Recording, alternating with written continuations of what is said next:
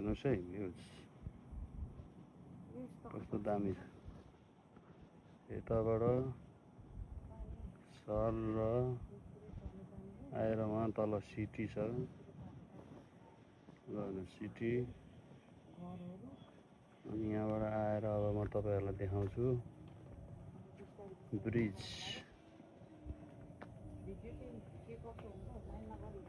ल हेर्नुहोस् त्यहाँ छ ब्रिज। त्यहाँबाट आएर यता छ,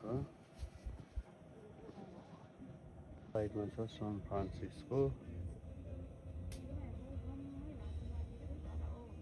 गोल्डन गेट अलिअलि रातो त्यहाँ देखिरहेछ।